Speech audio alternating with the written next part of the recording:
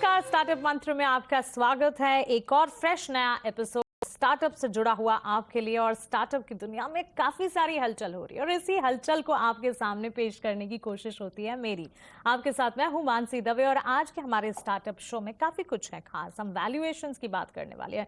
Valuations का picture startup के लिए कैसा नजर आ रहा है, इस पर बात करने वाले। एक बढ़िया इंटरेस्टिंग कॉन्वर्जेशन एक जानी मानी डिस्काउंट ब्रोकिंग फर्म के साथ होने वाला है, क्योंकि ये फर्म जो है वो ब्रेक इवन हुई है, यानी कि प्रॉफिटेबल होती हुई दिखी है। कई सारे डिजिटल एडवांसमेंट्स भी देखने को मिले हैं। ये सारे के सारे डिजिटल एडवांसमेंट्स, नए डेवलपमेंट्स और साथ ही स्टार्टअप फटाफट, ये सब कुछ आपके लिए खास लेकर आएंगे हम। और आज के एपिसोड की शुरुआत में सबसे पहले बात होगी अपस्टॉक्स की। जी हाँ, अपस्टॉक्स एक जानी मानी डिस्काउंट ब्रोकिंग फर्म है और सबसे बड़ी बात यह है, ताजा डेवलपमेंट अपस्टॉक्स के लिए ये हुआ है कि कंपनी जो है वो ब्रेक इवन हुई है 2023 में, यानी कि प्रॉफिटेबल बिजनेस अब कंपनी का होता हुआ देखने को मिला है। और इतना ही नहीं, कंपनी अपना यूजर बेस लगातार बढ़ा भी रही है और आने वाले 5 से 6 साल में 10 गुना यूजर बेस जो है वो बढ़ाने की उम्मीद कंपनी लगाकर चल रही है। अब स्टॉक्स के मैनेजमेंट से ये सारे के सारे डेवलपमेंट्स पर बातचीत होगी, लेकिन उससे पहले आइए आपको बताते हैं अब स्टॉक्स की स्टोरी क्या है। देखिए एक खास रिपोर्ट। भारतीय बाजार में मोबाइल ट्रेडिंग प्लेटफॉर्म की अहमियत डिजिटलाइजेशन के साथ जागृत हुई। सालों साल की रिंग ट्रेडिंग की प्रथा खत्म होने के साथ साथ डिजिटल क्रांति ने भी जन्म लिया और इसी डिजिटल क्रांति का जीता जागता उदाहरण है अपस्टॉक्स। अपस्टॉक्स भारत की जानी मानी डिस्काउंट ब्रोकिंग फर्म है। Company mutual fund, equity, commodity market, future and options में ट्रेडिंग सर्विस प्रदान करती है। इंडियन स्टॉक मार्केट में फास्ट, रिलायबल और easy to use trading platform की जरूरत को पूरा करती है अपस्टॉक्स। शेयर बाजार के चाहकों के लिए ये प्लेटफॉर्म कई सारे फीचर्स प्रदान करता है। कंपनी का लक्ष्य कांस्टेंट इनोवेशन के साथ फिनटेक में सबसे बेहतर बनना और अपने हर ग्राहक को बेहतरीन सुविधा प्रदान करना है। फिक्स प्राइस पर अनलिमिटेड ट्रेडिंग प्लान्स लॉन्च करने वाली अपस्टॉक्स सबसे पहली कंपनी है। स्टार्टअप मंत्रा में आज हम बात करने वाले हैं अपस्टॉक्स के मैनेजमेंट से। अपस्टॉक्स जो कि एक जानी मानी डिस्काउंट ब्रोकिंग फर्म है, लगातार डेवलपमेंट्स और एडवांसमेंट्स कंपनी के कारोबार में होते हुए दिखे हैं। कई सारे इनोवेशंस देखे हैं और साथ ही डिजिटल क्रांति की अगर बात करें, अपस्टॉक्स एक जाना माना नाम उभर कर आया है अपने क्लाइंट्स के लिए। ताज़ा इनके एडवांसमेंट्स और डेवलपमेंट्स की अगर बात करें तो 2023 में अपस्टॉक्स ब्रेक इवन हुई है। जी हाँ, यूजर बेस जो है कंपनी का ये मानना है कि 10 गुना आने वाले 5 से 6 सालों में बढ़ सकता है, which is a big positive in itself. और कंपनी की आय जो है 1000 करोड़ के पार जाती हुई दिखी है। इन तमाम मुद्दों पर और आगे आने वाले दिनों में कौन से ग्रोथ फैक्टर्स हैं, स्ट्रेंथ क्या है कंपनी की और आगे स्ट्रैटेजीज क्या बना रही हैं, इस पर बात करने के लिए हमारे साथ अपस्टॉक्स के फाउंडर और सीईओ रवि कुमार जुड़ गए हैं। रवि, स्वागत है आपका 18 हाउस स्वदेश पर। अपना समय देने के लिए आपका शुक्रिया। सबसे पहला सवाल, in fact I would congratulate you, क्योंकि ब्रेक इवन हुई है FY23 में कंपनी और आपकी सेल्स रेवेन्यूज जो है उन्होंने क्रॉस किया 1000 करोड़ का मार्क। इस ग्रोथ मोमेंटम को कितना सस्टेन होता आप देख रहे हैं, कितना ग्रो होता आप देख रहे हैं, या फिर क्या आपको लगता है कि आने वाले दिनों में शॉर्ट टर्म में कोई कूल ऑफ भी नजर आ सकता है? कैसे देख रहे हैं इंडस्ट्री के एनवायरनमेंट को इस वक्त आप? Thank you, Mansi, and thank you for having me on the show today. देखिए, अब इंडिया का जो कहानी है ना, अभी भी शुरुआत हुई है। अभी हमारा देश का जो इक्विटी रिटेल इन्वेस्टमेंट पार्टिसिपेशन जो है वो अभी 5-6% ही है। तो अभी बहुत ग्रोथ का पोटेंशियल अभी बहुत है और आने वाले 10, 15, 20 साल में हमारा यही प्लान है कि हमको ये जो 5-6% जो है इक्विटी रिटेल इक्विटी पार्टिसिपेशन, इसको हमको 20% या 30% करवाने का है। यूएस में अभी इक्विटी पार्टिसिपेशन रेट 50% है और even in China I think they have close to 20%। So India का जो ग्रोथ स्टोरी है, जो ग्रोथ कहानी है, इतना इनक्रेडिबल है। और हमारा जो जीडीपी ग्रोथ जो हो रहा है, जो अभी हमारा जीडीपी अभी $3 ट्रिलियन का जो जीडीपी है, वो आने वाले 10 साल में $10 ट्रिलियन, $15 ट्रिलियन होने वाला है। तो रिटेल इक्विटी पार्टिसिपेशन बेस को बहुत बढ़ाने का है हमको। तो अपस्टॉक्स का जो मिशन है, it is basically to increase retail equity participation. and we are building products and technology to make it easier for people to participate in the growth of India. बिल्कुल रवि, आपने काफ़ी लॉन्ग टर्म फ्यूचर आउटलुक की तस्वीर हमारे सामने रखी end of course India का undertone जो है काफ़ी बुलिश नज़र आ रहा है। इंडिया की ग्रोथ स्टोरी पर सिर्फ भारतीय को ही नहीं, अब हम देख रहे हैं अक्रॉस द ग्लोब भी इंडिया की ग्रोथ स्टोरी पर इकोनॉमीज़ को भरोसा होता हुआ दिख रहा है और इसका जीता जागता एग्जाम्पल है कई सारी कंपनीज और उसकी development story just like yours. लेकिन 2 से 3 सालों के पर्सपेक्टिव को अगर समझें, रवि आपसे जानना चाहेंगे कि आपकी स्ट्रैटेजिक ग्रोथ आउटलुक आने वाले 2 से 3 साल के लिए कैसी नजर आ सकती है, और क्योंकि आपकी कंपनी इतनी तरक्की कर रही है, क्या इन शॉर्ट टर्म हम एक IPO की भी उम्मीद कर सकते हैं? हाँ जी, तो अभी देखिए, अभी पिछले 5-6 साल में हमारा एवरेज ग्रोथ था almost 80% to 100% year on year. और ये जो पिछले साल हुआ FY23 में निफ्टी का ग्रोथ बहुत कम था, फ्लैट था। तो आने वाले 2-3 साल में मुझको लग रहा है कि इक्विटी पार्टिसिपेशन काफी बढ़ सकता है। और अब हमारे पिछले ट्रेंड्स को देखेंगे, then we been growing at anywhere between 60 to 80% year on year. As far as IPO plans are concerned, हमारा प्लान हमेशा था कि हमको एक दिन एक लिस्टेड कंपनी बनने का है और हमारे देशों के NSE PSE में हम अपस्टॉक्स का शेयर भी ट्रेड होना चाहिए। तो हमारा प्लान अभी भी वही है। कुछ टाइमलाइन नहीं रखा है हमने, लेकिन आने वाले 3-4-5 साल में we may be even more than that actually I would say we would like to go public. बिल्कुल, एब्सोल्युटली राइट। और साथ ही अब बात करते हैं डिजिटल पेनिट्रेशन की। डिजिटलाइजेशन की इम्पोर्टेंस जो है पिछले 2 से 3 सालों में देश और दुनिया को समझ आई है, और आपके कारोबार की इन पर्टिकुलर अगर बात करें टियर 2 और टियर 3 सिटीज़ में काफ़ी अच्छी स्ट्रेंथ नज़र आई है। किस तरह का ग्रोथ आउटलुक आपको नज़र आता है इस सेगमेंट के लिए, और किस तरह की पोटेंशियल आपकी कंपनी, आपका कारोबार एंड ओवरऑल इंडस्ट्री भी देखती है? हाँ जी, तो हमारे अपस्टॉक्स में हमारे यहाँ 1 करोड़ से भी ज़्यादा कस्टमर्स अभी आ गए हैं हमारे प्लेटफॉर्म में, और 80% of our customers are from tier 2 tier 3 towns. जो हमारा जो अपस्टॉक्स का ग्रोथ स्टोरी है, it is a tier 2 tier 3 growth story. और जो इक्विटी पार्टिसिपेशन जो ग्रोथ स्टोरी है, वो भी एक टियर 2 टियर 3 ग्रोथ स्टोरी का ही है।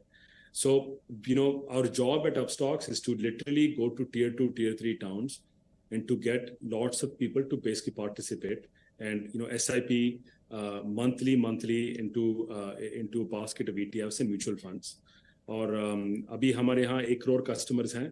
हमारा विजन है कि आने वाले 5-6 साल में हमको 10 करोड़, ये नंबर को 10 करोड़ तक करने का है, 10 करोड़ कस्टमर्स तक लेके आने का है।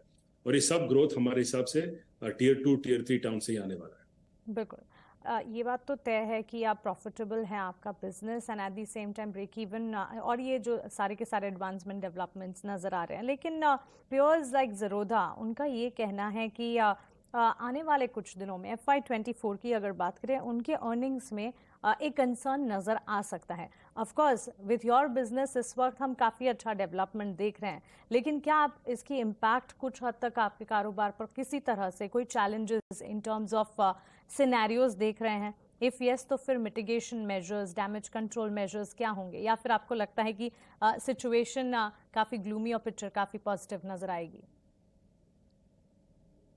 देखिए, हम लोग काफ़ी बुलिश ही रहते हैं, एंड अभी ये साल हम लोग प्रॉफिटेबल हो गए हैं, और हमारा हमको लग रहा है कि आने वाले FY24 में हमारा profit margin can be anywhere between 30 to 35%।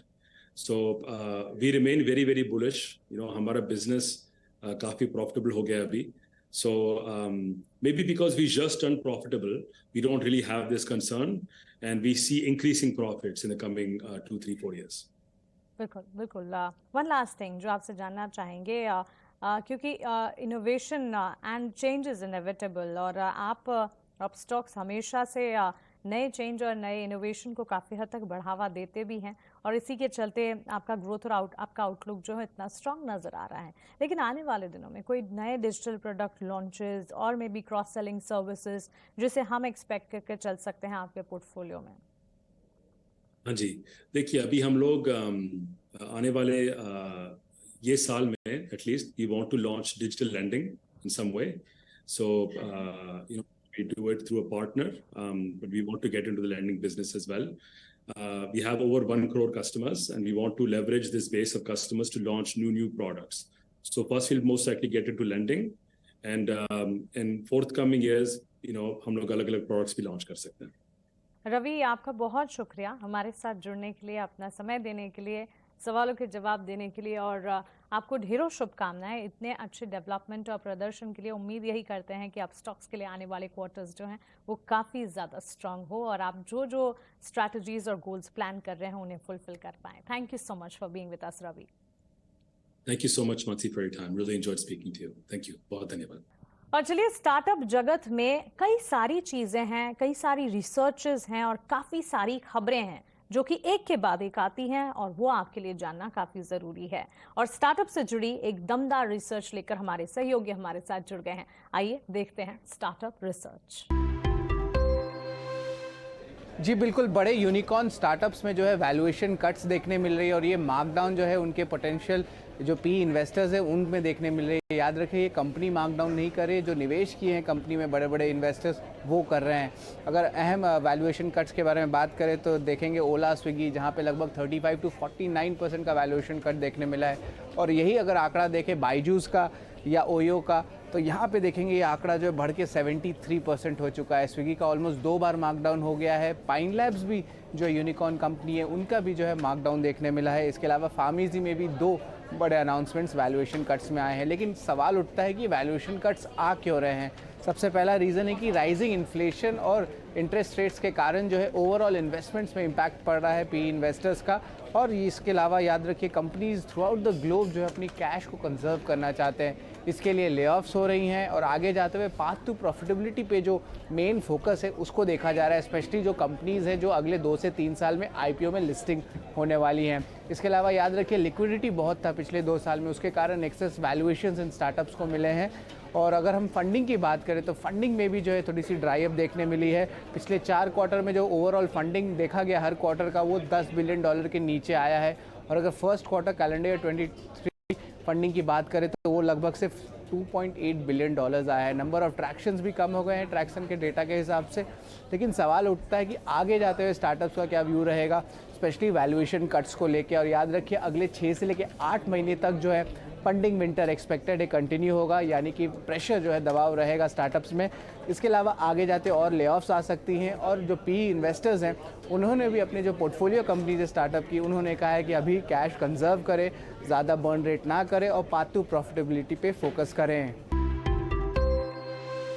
तो वैल्यूएशन कट एक बेहद अहम मुद्दा बनता जा रहा है और स्टार्टअप सिनेरियोज की अगर बात करें, कई सारे फैक्टर्स, कई सारे चैलेंजेस भी नजर आ रहे हैं। उनमें से एक वैल्यूएशन कट भी है। आपको बता दें, कई सारे रीजंस और कारण भी हैं। Rising inflation, interest rate scenarios हैं जो कि काफी हद तक इन्वेस्टमेंट्स को सिग्निफिकेंटली इम्पैक्ट करते हुए देख रहे हैं। और साथ ही लिक्विडिटी इश्यूज हैं जिस पर खासतौर से आपको नजर रखनी चाहिए। लेकिन वैल्यूएशन कट्स किस तक देखने को मिल सकते हैं और ये पूरा का पूरा मुद्दा कितना इंपॉर्टेंट है, ये समझने के लिए हमने एक एक्सपर्ट के साथ आपकी बातचीत करानी चाहिए। और हमारे साथ अब doctor Apoorva Ranjan Sharma, co founder and MD Venture Catalyst and 9 unicorns जुड़ गए हैं। Apoorva, good to have you with us. और इस वक्त वेंचर कैपिटलिस्ट की अगर बात करें, वैल्यूएशंस के तौर पर जो करंट डेवलपमेंट्स होते हुए देखने को मिल रहे हैं, वैल्यूएशन कट्स के पीछे आपके टेक क्या है और आने वाले दिनों में कितने वैल्यूएशन कट्स नजर आ सकते हैं? कितना सीरियस है ये? सबसे पहले तो यही समझाएं। देखिए, वैल्यूएशन कट हम पिछले अगर 20 साल के पर्सपेक्टिव में देखें तो सबसे पहले तो आपको फ्लिपकार्ट का सुनने में आया था 2014 के आसपास, जब फ्लिपकार्ट ने पहली बार वैल्यूएशन डाउन करा था। दैट टाइम इट वाज, उस समय लगा था कि यार ये क्या चीज है, कोई नई चीज है। लेकिन ये जब भी रिसेशनरी कंडीशंस आती हैं, जब मार्केट में फंड रेजिंग सिनेरियो थोड़ा वीक हो जाता है, जब एक्सटर्नल कैपिटल आना थोड़ा कम हो जाता है, उस समय ज्यादातर जो ग्रोथ स्टेज कंपनीज हैं तो उनको अपनी इन्वेस्टमेंट रिक्वायरमेंट को मीट करने के लिए वैल्यूएशन कट करने पड़ते हैं। और ये इसकी वजह सिंपल सी यही है कि जब पैसा अवेलेबल है, लेकिन पैसा एक सही भाव पे अवेलेबल है, और उस सही भाव वो मार्केट कंडीशंस डिसाइड करती है। स्पेशली जो आजकल की जैसे कंडीशन है, जैसे थोड़ा वॉर सिचुएशन चल रही है और ये भी सबको कोई फंडिंग विंटर भी बोलता है, तो ऐसे कंडीशंस में ऐसा नहीं है कि पैसा अवेलेबल नहीं है। 24-25 billion dollar dry powder available है, बट वो एक सही भाव पे अवेलेबल है। तो ये हर स्टार्टअप्स को, फाउंडर्स को पता है और इस वजह से सिग्निफिकेंट लेवल पे आप देख सकते हो कई सारी ग्रोथ स्टेज कंपनीज हैं जो यूनिकॉर्न स्टेटस पार कर चुके हैं, वो भी डाउन डाउन कर रहे हैं। तो उसको डाउन डाउन करने की बजाय हम ये देख सकते हैं कि उनकी रिक्वायरमेंट है पैसे की और उसको एक सही भाव पे करना जरूरी है। तो ये मार्केट की रिक्वायरमेंट है, एक मार्केट डायनामिक्स का पार्ट है और आने वाले समय में आपको ऐसा और भी दिख सकता है, ऐसा नहीं है कि ये आज ही हो रहा है। बिल्कुल बिल्कुल। तो इस वक्त की स्थिति और इस वक्त की सिचुएशंस को देखते हुए ये एक रैशनल अप्रोच है, तो क्लियरली एक डाउन टर्न नहीं कह सकते, लेकिन एक अप्रोच है जो कि इस वक्त स्टार्टअप सिनेरियोज में नजर आ रहा है, स्टार्टअप मार्केट में नजर आ रहा है। लेकिन path to profitability, doctor Apoorva, ये एक बड़ी इंपॉर्टेंट चीज है जिस पर लगातार स्टार्टअप्स फोकस भी करते हैं। कितना इंपॉर्टेंट है पाथ टू प्रॉफिटेबिलिटी आपके हिसाब से स्टार्टअप्स के लिए, स्पेशली वो स्टार्टअप्स जो कि आने वाले 2 से 3 साल में आईपीओज लाने के बारे में सोच रहे हैं?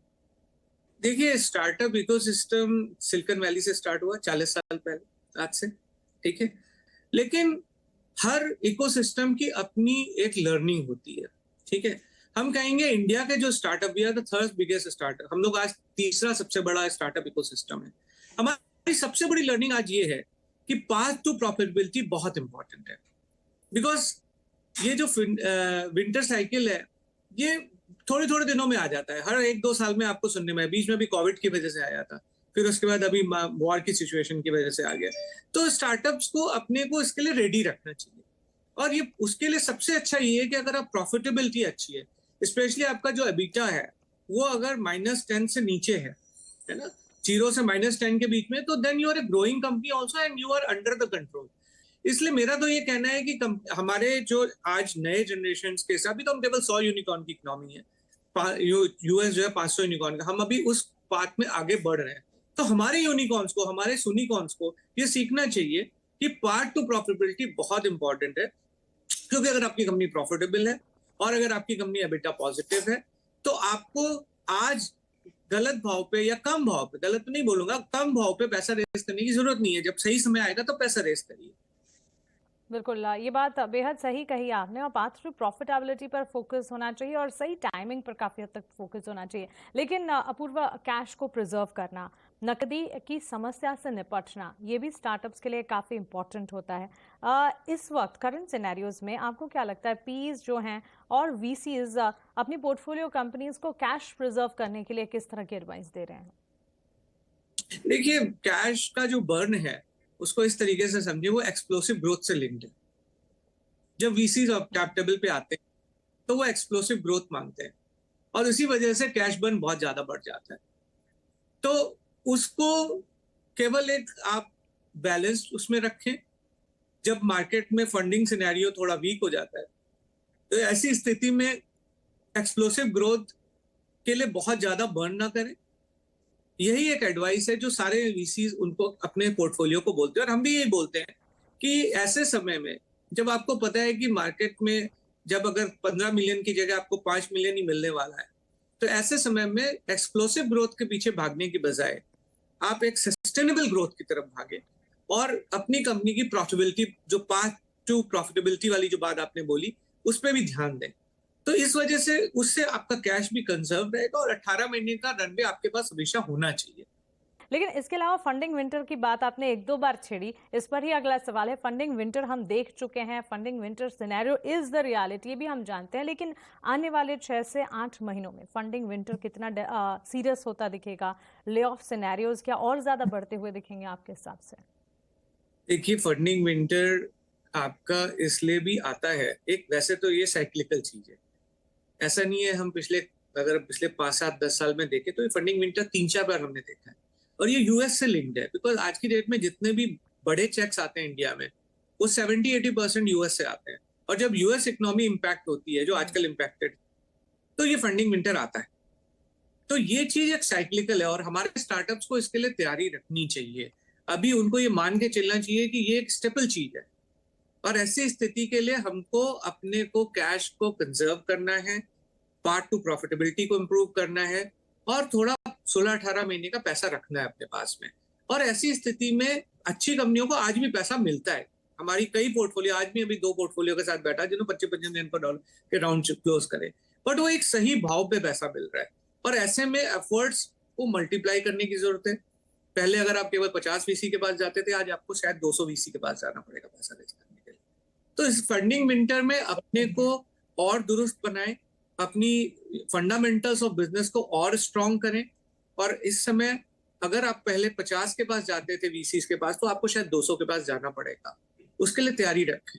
तो सीधी बात है, जब बाजार में या स्टार्टअप कल्चर में जब एक बड़ा सा ब्लूम था तब सिनेरियो जो थे, और अब थोड़े चैलेंजेस जब आ रहे हैं, ऑफ कोर्स ये बात बिल्कुल सही है कि जहां आप 50 वीसी से बात कर रहे थे, आप थोड़ा ज्यादा आपको करना होगा, लेकिन मार्केट से पैसे जरूर मिलेंगे अगर आपका आइडिया सही है।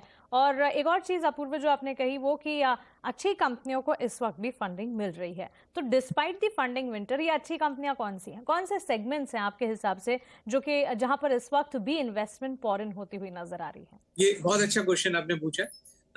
आज हमारी इंश्योरेंस में अच्छा खासा पैसा आ रहा है। ये समझने की जरूरत है मानसी की इंश्योरेंस सेक्टर इंडिया में बहुत बड़ा सेक्टर, इट्स लाइक ओशन। इसमें कम से कम अगर आप देखोगे ना तो 10 यूनिकॉर्न खड़े हो सकते कम से कम।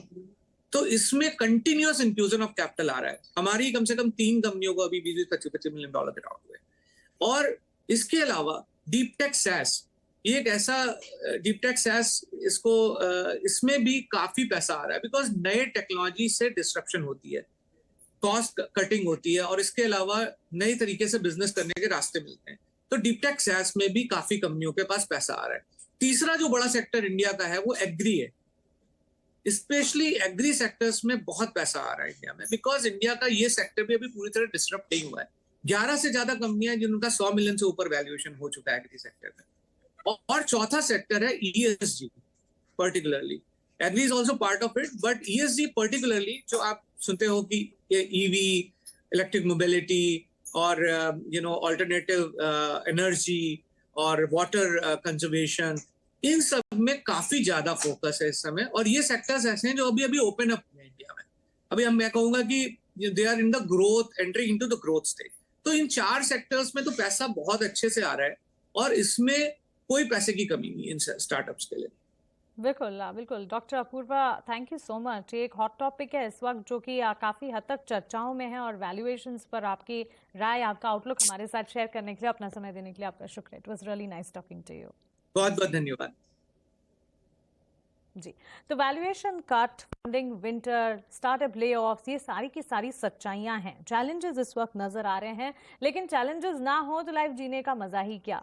स्टार्टअप कल्चर में इस वक्त चैलेंजेस है, लेकिन इन चैलेंजेस में भी अगर आपके पास एक बेहतरीन आइडिया है, अगर आपके पास मेहनत करने की एक लगन है, तो फिर ये सारे के सारे चैलेंजेस को पार करते हुए भी आपका स्टार्टअप जो है वो अच्छे लेवल्स, या कह सकते हैं कि अच्छी तस्वीर देखेगा, अच्छी ग्रोथ स्टोरी देखेगा। तो क्लियरली एक बड़ा मुद्दा वैल्यूएशन कट, और इसको टच बेस करने की कोशिश आपके लिए।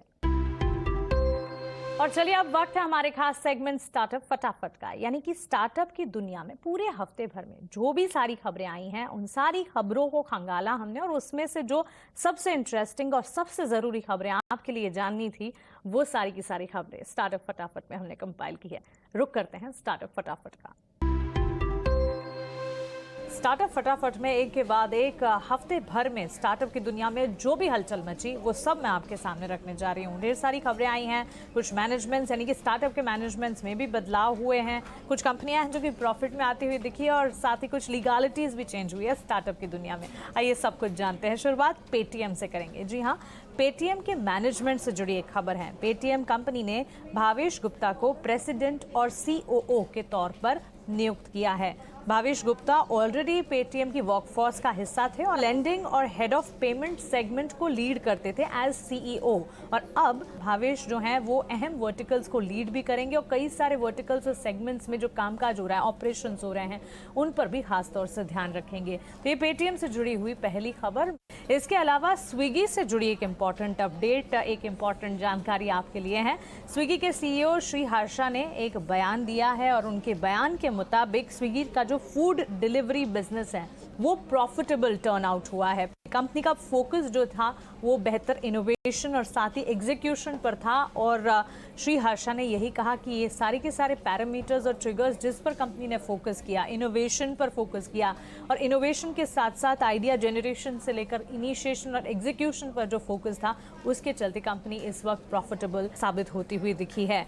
आगे कंपनी की योजनाओं की अगर बात करें तो अपने क्विक कॉमर्स कारोबार इंस्टामार्ट पर अब कंपनी ध्यान देने वाली है, क्योंकि अब क्विक स्पेस होगा, सेगमेंट होगा, इंस्टामार्ट है जिस पर कंपनी की अगली नजर होगी और इस वर्टिकल को डेवलप करने पर फोकस किया जाएगा। इसके साथ तीसरी खबर है सास फर्म से जुड़ी हुई। जी हाँ, सास यानी कि software as a service segment category की बिजनेस और सास स्टार्टअप है व्हाटफिक्स नाम से। इनका ARR जो है वो $50 मिलियन हुआ है। आपको बता दें 2021 में कंपनी का एनुअल रिकरिंग रेवेन्यू जो था वो $20 मिलियन था और ये बढ़कर अब सीधा $50 मिलियन पर पहुंचता हुआ दिखा है। किसी भी सास कंपनी के लिए ARR रिकरिंग यानी कि एनुअल रिकरिंग रेवेन्यू जो है ये एक बड़ा इंपॉर्टेंट पैरामीटर है। इनकी परफॉर्मेंस, इनकी ग्रोथ और स्ट्रेंथ को साबित करता है ये पैरामीटर। और इस पैरामीटर की अगर बात करें ARR जो है उसमें बढ़ोतरी हुई है व्हाटफिक्स के, विच इज़ अ पॉजिटिव। तो स्टार्टअप कंपनियां सास प्लेटफॉर्म्स के ARR में बढ़त एक ट्रेंड है जिस पर आपको और हमें नज़र रखनी चाहिए। इसके अलावा एक क्रेड से जुड़ी खबर है। क्रेड की एक्सपेंस मैनेजमेंट यूनिट है ये एक, और इस यूनिट का नाम है हैपे और इस यूनिट से छटनी की खबरें आ रही हैं। जी हाँ, क्रेड के एक्सपेंस मैनेजमेंट यूनिट हैपे ने करीब 15% कर्मचारियों की छटनी की है। कॉस्ट कटिंग के चलते कई सारे चैलेंजेस जो कि स्टार्टअप में इन दिनों नजर आ रहे हैं, इनके चलते ले ऑफ्स या छटनी का दौर हम देख रहे हैं और इस लिस्ट में अब क्रेड भी शामिल होती हुई दिख रही है। लेटेस्ट ले ऑफ अगर कहीं से आ रहे हैं स्टार्टअप स्पेस में तो वो क्रेड की तरफ से आते हुए दिखे हैं। तो ले ऑफ यानी कि स्टार्टअप कंसर्न्स में एक और कंपनी जुड़ती हुई। और आखिर में MOS जितेंद्र सिंह एक बयान दिया है स्टार्टअप को लेकर और ये बयान जो है युवा पीढ़ी के लिए काफ़ी ज़्यादा ज़रूरी, काफ़ी ज़्यादा मोटिवेशनल है। और जितेंद्र सिंह का ये कहना है कि सरकारी नौकरियों के बदले स्टार्टअप सेक्टर पर मौके आपको ढूंढने चाहिए, क्योंकि स्टार्टअप सेक्टर में हम देख रहे हैं कि अपॉर्चुनिटीज़ भी ज़्यादा बनती हुई दिख रही है और इन अपॉर्चुनिटीज़ का ध्यान रखते हुए आपको स्टार्टअप स्पेस में अब फोकस करना चाहिए, ये कहना है MOS सेक्रेटरी जितेंद्र सिंह का। और उन्होंने आगे और भी कहा कि एक समय था जब स्टार्टअप में मौके कम थे। 2014 से पहले के अगर टाइम को आप देखेंगे स्टार्टअप में सिर्फ 350-400 स्टार्टअप थे। इंडियन इकोनॉमी की अगर बात करें, भारत में स्टार्टअप जो थे वो 350-400 ही थे। लेकिन प्रधानमंत्री मोदी जी के स्टार्टअप इनिशिएटिव के बाद, स्टार्टअप इंडिया इनिशिएटिव के बाद ये आंकड़ा जो है इसमें लगातार बढ़ोतरी देखने को मिली है। और इस इनिशिएटिव के बाद से लेकर अब तक के ट्रेंड को अगर देखेंगे तो स्टार्टअप्स का या स्टार्टअप्स खुलने का आंकड़ा जो है वो 1 लाख से पार चला गया है। तो जहां हम 350-400 स्टार्टअप्स की बात कर रहे थे वहां आंकड़ा जो है अब 1 लाख के पार चला गया है। स्टार्टअप्स लगातार बढ़ भी रहे हैं। ऑफकोर्स चैलेंजेस हैं कई सारे स्टार्टअप स्पेस में, लेकिन अगर आप देखेंगे देश और दुनिया के दिग्गजों का भरोसा स्टार्टअप स्पेस में, नए न्यू एज बिजनेसेस में है। और इसी के चलते ये बयान काफ़ी इंपॉर्टेंट है युवा पीढ़ी के लिए कि स्टार्टअप में नौकरियाँ तलाशनी चाहिए। तो ये तो हुए स्टार्टअप फटाफट इस हफ्ते की सारी इंपॉर्टेंट डिटेल स्टार्टअप से जुड़ी खबरें जो कि आपके लिए जानना बेहद जरूरी है। और इसी के साथ स्टार्टअप मंत्रा को हम यही समेट रहे हैं, लेकिन अगले हफ्ते फिर से एक नया थीम और स्टार्टअप से जुड़ी कई सारी डिटेल्स और कई सारी इंटरेस्टिंग फैक्ट्स और खबरें लेकर मैं वापस आपके साथ जुड़ूंगी। तब तक आप बने रहें ET Now स्वदेश के साथ। नमस्कार।